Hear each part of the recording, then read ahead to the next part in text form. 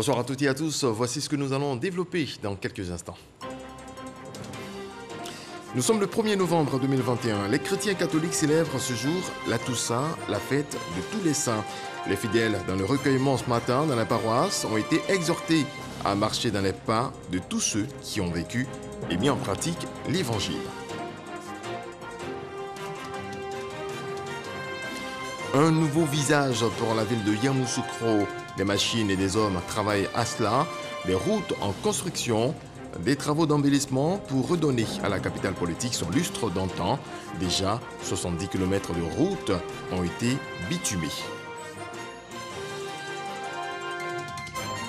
Et puis le monde doit agir maintenant pour sauver l'humanité des impacts catastrophiques du réchauffement climatique, a exhorté aujourd'hui le secrétaire général de l'ONU devant les dirigeants du monde entier réunis à Glasgow pour la très attendue COP26 sur le climat.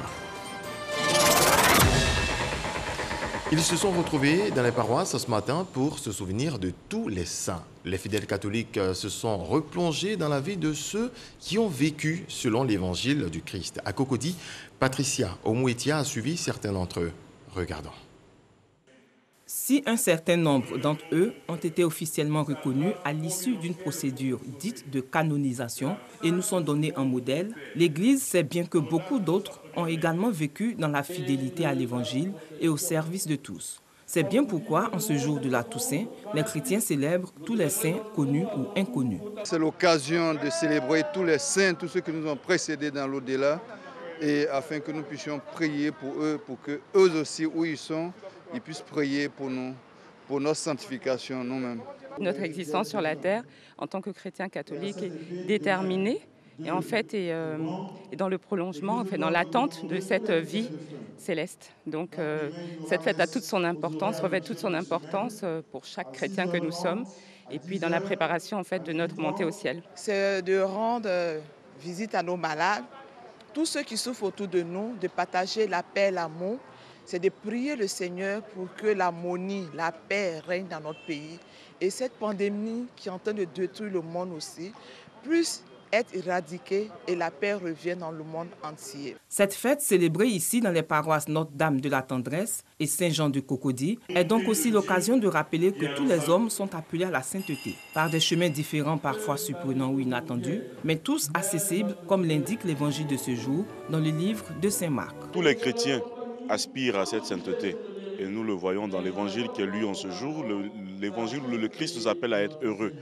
Une invitation à l'action, une invitation à entrer dans ce royaume des cieux qui appartient à tous les enfants de Dieu, donc à tous les chrétiens. Les béatitudes qui nous invitent, autant que faire se peut, à mettre en pratique les vertus de Dieu, qui sont entre autres l'amour, la justice, la paix, et tout ce qui est lié à nos relations interpersonnelles dans le bon sens. Toujours selon les prêtres des paroisses visitées, la Toussaint a été longtemps célébrée à proximité des fêtes de Pâques et de la Pentecôte. Ce lien avec ces deux grandes fêtes donne le sens originel de la fête de la Toussaint. Goûter déjà à la joie de ceux qui ont mis le Christ au centre de leur vie et vivre dans l'espérance de la résurrection. À la cathédrale Sainte-Thérèse de Bouaké, les chrétiens sont dans le recueillement. En ce jour de commémoration de la Toussaint, les fidèles sont instruits sur la mort et la vie éternelle. Yolande Swanga, Kwame. Cathédrale Sainte-Thérèse de l'Enfant Jésus de Bouaké. Les fidèles chrétiens célèbrent la Toussaint. La Toussaint qui commémore les saints connus comme inconnus. Pour cette célébration, la couleur liturgique blanche est utilisée pour exprimer la joie et la sainteté.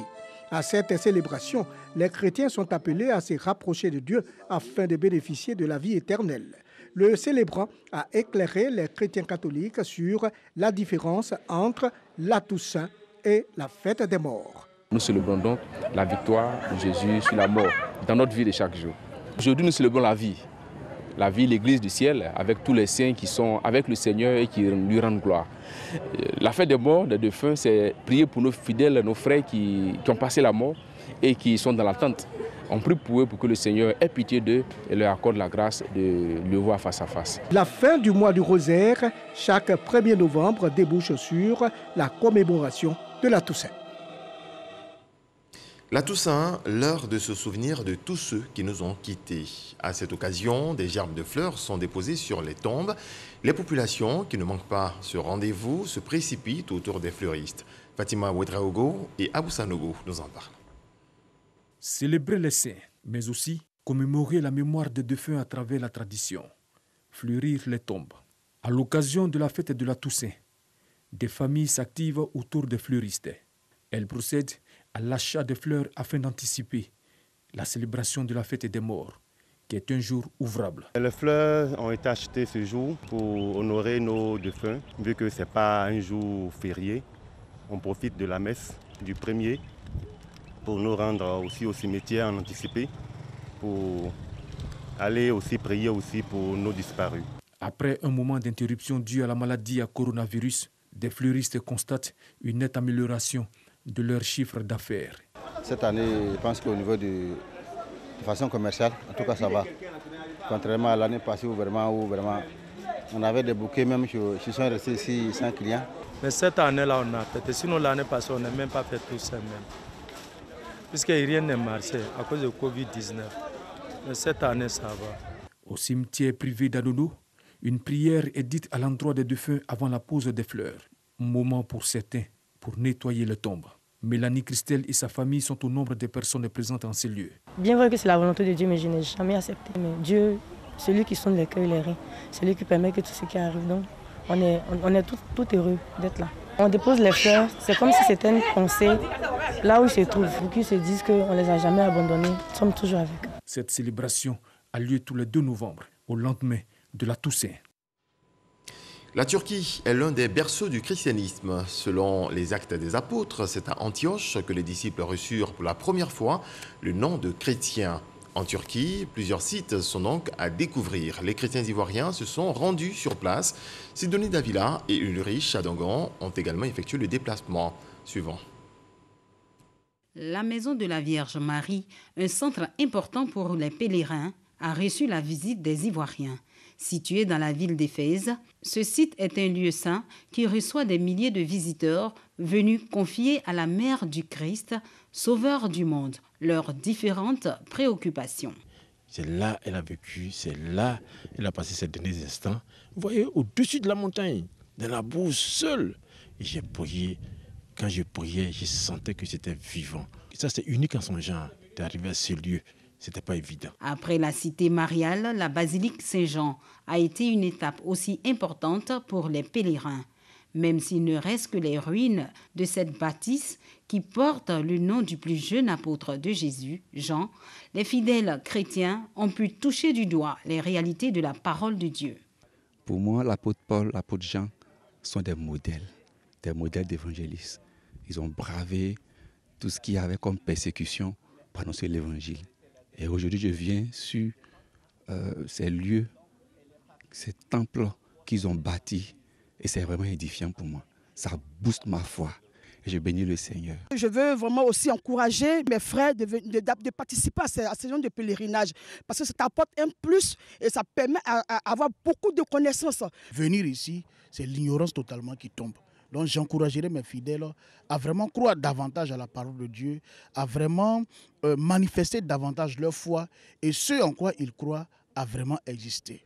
Éphèse, Smyrne, Pergame, Thyatire, Sardes, Philadelphie, Laodicée sont les 7 églises de l'Apocalypse qui régissent l'Église universelle, un circuit important pour le pèlerin en Turquie. Dans certains endroits, il y a des restes de vestiges, dans certains endroits, il ne reste plus rien. Mais le but, c'est quoi? C'est de voir et de pouvoir montrer à nos amis les trajets qu'ils ont suivis, n'est-ce pas, les premiers chrétiens en Asie mineure, en Turquie, n'est-ce pas, pour avant le christianisme, si vous voulez, pour pouvoir terminer la période païenne, pour pouvoir indiquer la bonne direction, la direction de Dieu ou bien le chemin de Dieu. Et pour ça, on essaie de faire le maximum avec nos connaissances. À côté des sites religieux, les chrétiens ont aussi visité d'autres lieux comme le temple d'Apollon, situé dans la ville de Didyme, appelé également le temple des oracles. Le temple d'Apollon constitue aujourd'hui l'une des merveilles de l'Asie mineure. Autre volet de l'actualité, il y aura des taxis-compteurs dans les rues d'Abidjan demain. Les chauffeurs ont décidé de lever leur mot d'ordre de grève. C'était prévu pour ce mardi. Un arrêt de travail suspendu après avoir rencontré les autorités. Les chauffeurs de taxi-compteurs protestent contre des véhicules particuliers fonctionnant par application numérique, une concurrence qu'ils jugent déloyale. Lansini Bakayoko. Face à ce qu'ils qualifient de concurrence déloyale, organisée par des véhicules personnels, effectuant l'activité de transport intercommunal en régime digital, les conducteurs de taxi-compteurs avaient déposé un préavis de grève à partir de ce mardi 2 novembre. Mais les discussions engagées avec le ministre des Transports Amadou Koné au sein du cadre d'échange permanent mis en route ont porté leurs fruits. Vu les avancées du cadre d'échange permanent pour la réglementation des tests législatifs en vigueur et dans le souci de préserver le climat social dans le pays, l'ACTC suspend le mot d'ordre de grève prévu du 2-11 mois 2021 au 5-11 mois 2021. Par conséquent, l'ACTC demande à tous les conducteurs de taxi-compteurs de reprendre le travail dès le mardi 2 novembre 2021. Les conducteurs de taxi-compteurs demandent surtout au gouvernement d'accélérer le retrait des concurrents illégaux de la circulation. Des concurrents illégaux qui, disent-ils, n'ont ni carte de transport, ni visite technique appropriée, qui ne payent ni assurance ni patente, mais qui occupent aujourd'hui 30% du marché des transports intercommunaux de la ville d'Abidjan. Et puisque nous sommes sur les routes, ça tombe bien pour donner cette information. L'axe Zouenoula-Kounéry, bientôt bitumé. Coût du projet, environ 105 milliards de francs CFA. Avant le début des travaux, les populations sont sensibilisées à la libération des emprises.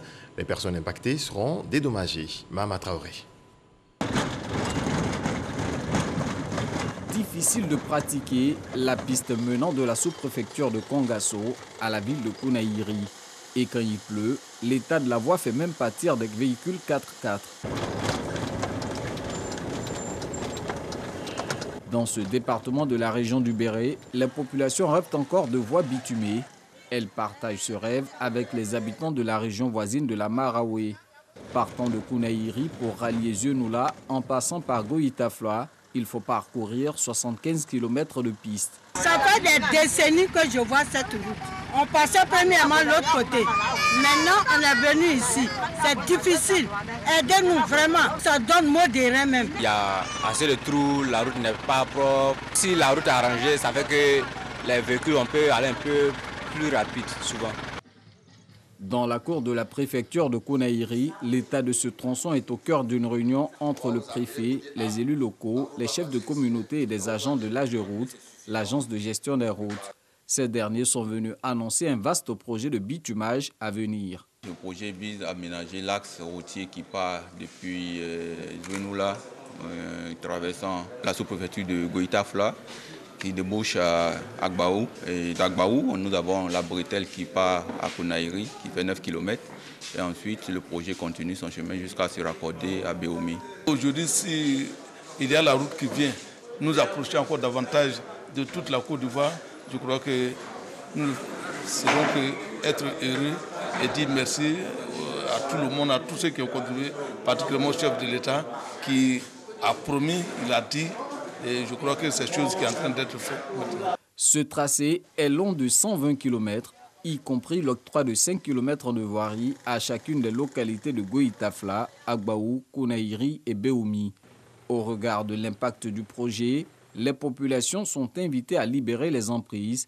Un mécanisme de dédommagement est prévu. Pour les dégâts qui auront été éventuellement constatés par les services compétents, c'est-à-dire l'agriculture ou la construction, ces dégâts seront évalués selon leur expertise et seront payés une erreur. Nous devons pouvoir regarder ce que la réalisation de ces infrastructures nous apporte de façon collective, ce que ça apporte comme richesse, comme facilitation de la mobilité de nos populations. Donc c'est un appel à la collaboration, un appel à la patience et à la compréhension avec tous les acteurs qui sont impliqués dans ce processus-là. Les travaux de bitumage de l'axe Zouenoula-Goïtafla-Agbaou-Béoumi et Agbaou-Kounaïri vont s'étendre sur 3 ans pour un coût global d'environ 105 milliards de francs CFA. 70 km de route construits à Yamoussoukro pour donner fière allure à la ville. Des travaux d'embellissement également entrepris. La capitale politique change de visage. Sidonie Davila y était, son constat. Aménagement et réhabilitation. Les voies de Yamoussoukro sont en pleine reconstruction. Une fois dans la ville, vous êtes tout de suite capté par les allers et retours des grosses machines et autres engins de chantier. La politique du gouvernement, c'est de rendre circulables la plupart des voies de nos villes pour le bonheur des usagers. Et c'est dans ce cadre-là qu'à Yamoussoukro, le gouvernement a entrepris plusieurs phases de travaux de réhabilitation au niveau de la voirie de Yamoussoukro. La capitale politique change peu à peu de physionomie avec les travaux de réhabilitation et d'aménagement de ces routes. Les usagers ne cachent pas leur joie. Je suis très content du gouvernement, du président. Je suis très content. Actuellement, les voies là, ça va en route sans problème. Il y a un changement vrai, il faut le dire. Et à l'époque, c'était quand même un peu difficile. Cela nous fait beaucoup plaisir. Il voit qu'il est en train de réparer un peu de la voie. En tout cas, on est très content. Sous la supervision de l'AGEROUTE, le projet de réhabilitation et d'aménagement des voiries de Yamoussoukro a connu 2 phases. Nous avons déjà fait la première phase qui a consisté à bitumer 61 km de route en réhabilitation comme en aménagement. Pour ne pas s'arrêter en si bon chemin, le gouvernement a décidé de faire une deuxième phase. Et cette deuxième phase va prendre en compte la réalisation de 78 km de route bitumée, en aménagement comme en réhabilitation. Et en plus de cela, rendre circulable la plupart des voies non bitumées. Ces travaux sont financés par l'État de Côte d'Ivoire. Et pour cette seconde phase, c'est 73 milliards de francs CFA que l'État va injecter dans la réhabilitation de la voirie de Yamoussoukro. Par petites touches ou à coup de vastes opérations, les travaux de reconstruction des voiries de Yamoussoukro avancent allègrement. Pour le gouvernement, l'objectif est de permettre à Yamoussoukro, la ville d'Oufoué-Boigny, de se refaire une beauté. Et les populations entendent préserver les acquis. Les jeunes de Yamoussoukro veulent des rues propres. Ils ont entrepris une opération de nettoyage de leur ville. C'est à l'initiative de l'ONG Ville Propre, soutenue par la municipalité. Serge Pakom Didi, Moussa Konaté. 150 jeunes de la ville de Yamoussoukro s'investissent pour la lutte contre l'insalubrité. Réunis au sein de l'ONG Ville Propre, ces bénévoles se donnent les moyens pour rendre la cité des lacs propre. La résidence du préfet, des infrastructures scolaires et sportives affichent désormais des visages plus reluisants grâce à la détermination de ces jeunes. La ville de Yamoussoukro était dans une position d'instabilité qui n'a pas son nom. Et j'ai formé cette ONG pour aider les autorités compétentes de Yamoussoukro afin de pouvoir rendre la ville de Yamoussoukro propre. Des actions bien accueillies par le maire de la ville, Nyangbe Kwaku Jean, qui apporte son soutien à l'ONG Ville Propre. On passe aux chiffres, des chiffres liés à la pandémie de coronavirus en Côte d'Ivoire.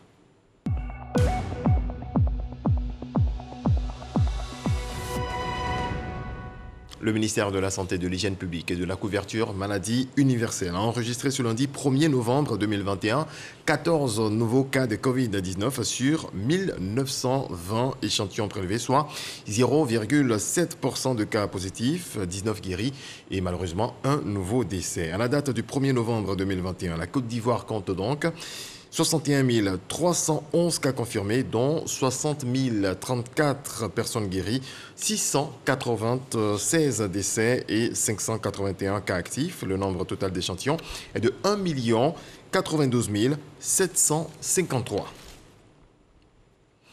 Le monde doit agir maintenant pour sauver l'humanité des impacts catastrophiques du réchauffement climatique. C'est ce qu'a dit ce lundi le secrétaire général de l'ONU devant les dirigeants du monde entier réunis à Glasgow pour la très attendue COP26 sur le climat. Il est temps de dire assez, a lancé Antonio Guterres. Au premier jour de la 26e conférence des Nations Unies sur le climat, plusieurs chefs d'État, dont Joe Biden et Emmanuel Macron, ont prononcé des discours alors que des manifestations avaient lieu ailleurs à Glasgow. Bientôt, la conférence ministérielle de l'Organisation mondiale du commerce. L'Organisation des États d'Afrique, des Caraïbes et du Pacifique harmonise donc sa position. Le ministre ivoirien du Commerce, président de l'OEACP, échange par visioconférence avec ses pairs pour parler d'une même voix concernant les échanges commerciaux. Lanciné Bakayoko. Tout d'abord, il convient de noter que le groupe des États ACP est devenu une organisation internationale, l'Organisation des États d'Afrique, des Caraïbes et du Pacifique en avril 2020. Il convient aussi de préciser que l'Union européenne et les ACP ont officiellement mis un terme aux négociations sur l'accord post-Cotonou, établissant un cadre de coopération politique, économique et sectorielle. Un nouvel accord de partenariat a été conclu et paraphé. Le régime réglementant les échanges entre les deux parties n'a pas été directement affecté. Toutefois, nous pensons que les échanges commerciaux seront renforcés grâce à d'autres dispositions connexes de l'accord, notamment celles qui concernent notre ambition d'atteindre les objectifs de développement durable. Le nouvel accord modifie les conditions d'accès au marché européen avec 6 exigences prioritaires. Cette stratégie conduira naturellement à une élaboration de nouvelles règles commerciales, telles que les mécanismes d'ajustement carbone, les règles relatives à l'agriculture biologique, le travail des enfants et à la déforestation. Ces changements au niveau bilatéral posent la léthargie actuelle de l'OMC qui peine à exécuter ses fonctions de négociation et de règlement des différends. Nous nous demandons si l'époque du commerce international réglementé et régie par le système de règlement des différends de l'Organisation mondiale du commerce OMC ne tire pas à sa fin. Il est de plus en plus difficile de savoir à quoi ressemblera l'OMC de demain. Le projet de déclaration, du moins la boussole des pays en développement, qui a besoin d'être encore affiné, mettra en avant la compétitivité des exportations des pays de l'OEACP. On se rend au nord du pays, une nouvelle école primaire et une radio pour la commune de Kong. Ces instruments de développement ont été inaugurés par le ministre d'État, ministre de la Défense, Téné Birahima Ouattara, fils de la localité. C'est ce que nous apprend Kader Sogodogo. C'est avec beaucoup de joie que ces écoliers accueillent le ministre d'État, ministre de la Défense, Téné Birahima Ouattara, et pour cause, leur nouvelle école porte son nom. Il a été voulu par la municipalité qui, en ouvrant cette école, donne priorité à l'éducation. 6 salles de classe équipées de tables bancs, un bureau de directeur, des toilettes modernes. L'école primaire publique Téné Birahima Ouattara de Kong est inscrite dans le registre des écoles modernes. Une autre réalisation de la mairie de Kong, la radio communale Kong FM, qui prévoit des émissions en langue locale. Le maire Berté Abdraman Tiemoko tient à perpétuer l'œuvre de son prédécesseur, Téné Birahima Ouattara, premier maire post-crise de Kong. Il a impulsé un développement à grande vitesse à la région. Et donc cela est tout à son honneur. Donc, nous sommes sur les traces du ministre d'État. C'est un travail d'équipe qui a été fait, qui fait qu'aujourd'hui, on arrive quand même à aller vite, loin et très haut. Bien entendu, le ministre d'État reste sous le charme de toutes ces actions de développement. Je pense que je ne me suis pas trompé. Lorsqu'il s'est agi de renouveler la tête du conseil municipal ici à Kong, c'est moi-même qui ai demandé à Berté d'assumer cette charge. Il y avait donc des prétendants, mais j'ai estimé que Berté, compte tenu donc de ses qualités, quelqu'un de très social, quelqu'un de généreux, quelqu'un de disponible, j'ai pensé qu'il était la meilleure personne à assurer donc ce leadership. Une école primaire, une radio communale, ce sont environ 100 millions de francs CFA que la mairie de Kong a investi pour la réalisation de ces infrastructures. La première université d'été de Lomé au Togo a mis l'accent sur la coopération culturelle Nord-Sud. C'est dans ce sens que le programme ACP UE Culture a été mis en place avec un fonds disponible de plus de 4 milliards de francs CFA afin de soutenir et professionnaliser la culture des pays du Sud. Isaïo. Construire un écosystème culturel performant pour une Afrique de l'Ouest résiliente. Ce thème La première université d'été de Lomé a réuni 15 opérateurs culturels ouest-africains dans la capitale togolaise, initiés grâce au programme ACP UE Culture. Cette rencontre a pour avantage de renforcer la coopération Nord-Sud. Ce programme a donc pour ambition d'accompagner un certain nombre d'opérateurs ouest-africains dans leur structuration, dans leur autonomisation, mais surtout à faire en sorte que ces opérateurs, leurs entreprises, deviennent des réelles industries culturelles pour le développement socio-économique donc, de la sous-région ouest-africaine. Sortir de l'informel, passer à l'industrialisation de la culture et créer un marché commun sous-régional. Ces préoccupations ont dominé les différentes séances de formation de Lomé. Un leader doit être un agent du changement. Aujourd'hui, les entreprises évoluent dans des milieux très changeants et donc l'entrepreneur doit faire attention à conduire ce changement-là quotidiennement. Pour le coordonnateur du programme ACP UE Culture, il existe une économie de la culture. Cela passe par la mise en place de mécanismes. Nous avons donc le fonds de structuration et la formation qui a lieu aujourd'hui justement concerne les lauréats de cet appel du fonds de structuration qui seront accompagnés sur 3 ans à hauteur de 150 000 € par opérateur et par projet. Nous avons aussi un autre fonds qui est celui de la valorisation, puisqu'il s'agit de 25 000 € qui seront octroyés à des opérateurs pour leur permettre donc de travailler dans les meilleures conditions. Pour les participants, il faut se décomplexer quant à l'origine des financements de la culture des pays du Sud. Nous recevons des fonds qui viennent du Nord, mais nous sommes les gestionnaires. Donc à partir de là, c'est notre sérieux qui est mis en pratique. C'est à nous de montrer que nous savons gérer des budgets et nous savons réaliser nos ambitions. Et c'est parce qu'on sera sérieux dans la gestion de tout ça que demain on pourra continuer à travailler avec d'autres institutions. Le programme ACP UE Culture a une durée de 3 ans et est doté d'un montant de 4 milliards de francs CFA. Un fonds qui, au dire des initiateurs, permettra de rendre performantes les entreprises culturelles de la sous-région. Redonner à la danse Aboudan ses lettres de noblesse. C'est l'objectif du festival dédié à cette danse de réjouissance en pays Agni. Il est lancé par le chef du village de Djangobo, village de la sous-préfecture de Niablé, dans la région de l'Indénié-Doualbla. Le point de Eugène Atoubé. Ces 2 jeunes filles exécutent des pas de danse que l'on appelle Aboudan. L'Aboudan est une danse de réjouissance très prisée en pays Agni, comme ici à Djangobo, village de la sous-préfecture de Niablé dans le département d'Agni-Belekro, région de l'Indénié-Doualbla. Pour la première fois dans l'existence de cette danse, la région lui consacre un festival. L'initiative est du chef de village de Djangobo, Nanon Kofi Messou. Le festival Aboudan de Djangobo est une redécouverte et valorisation de cette danse majestueuse. Filles, garçons, hommes et femmes, quelle que soit leur place dans la société, sont comme attirés et subjugués par le rythme de cette danse, dont ils ne peuvent se délivrer que dans l'esquisse de pas, en osmose avec les chansons et les sons des tambours. Tout Agni ou Akan se reconnaît véritablement en cette danse.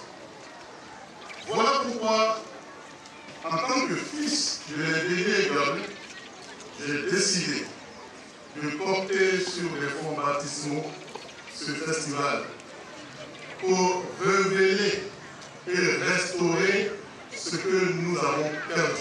L'Aboudan, danse de réjouissance qui accompagne les événements heureux dans la communauté, peut également apparaître lors des moments de tristesse comme les funérailles.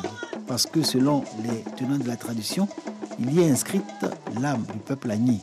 Ceci laisse entendre que l'Aboudan attire toutes les énergies et qu'en cette danse s'exprime l'identité du peuple Agni. Le festival de Djangobo réaffirme cette vérité et les invités, autorités administratives et élus locaux présents à cette manifestation en relèvent le bénéfice et la portée. Le chef des villages doit promouvoir, enseigner à la génération nouvelle et future les connaissances de nos anciens.